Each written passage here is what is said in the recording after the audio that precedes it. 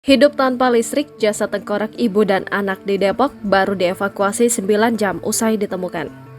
Kematian ibu dan anak di Cinere, Depok, Jawa Barat yang kondisinya sudah menjadi tengkorak baru dievakuasi 9 jam usai ditemukan. Jasad Grace Aryani Harahapan dan sang anak David Arianto yang tinggal di nomor 39 Perumahan Bukit Cinere Indah pertama kali ditemukan oleh warga dan petugas keamanan kompleks sekitar pukul 9.30 waktu Indonesia Barat, dilansir dari Tribun Jakarta, Jumat 8 September 2023. Namun jasad kedua korban baru dievakuasi dari lokasi kejadian pukul 18.30 waktu Indonesia Barat menggunakan satu ambulans menuju Rumah Sakit Polri Kramat Jati.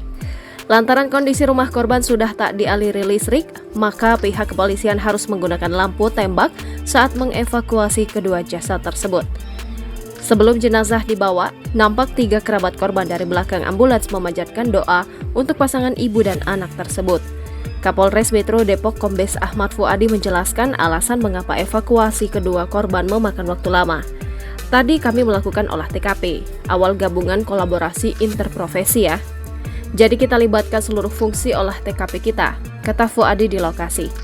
Nampak tim dari Ditreskrimum Polda Metro Jaya, Bitdokes Polda Metro, Inavis hingga Puslap 4 Polri dan tim forensik Rumah Sakit Polri Kramat Jati terlibat dalam olah TKP awal di lokasi kejadian. Namun, Fuadi belum bisa membeberkan hasil olah TKP tersebut.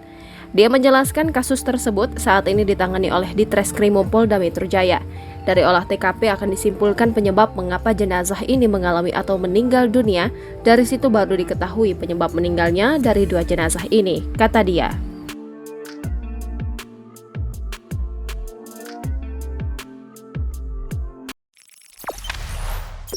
Jangan lupa subscribe, share, komen, dan like ya.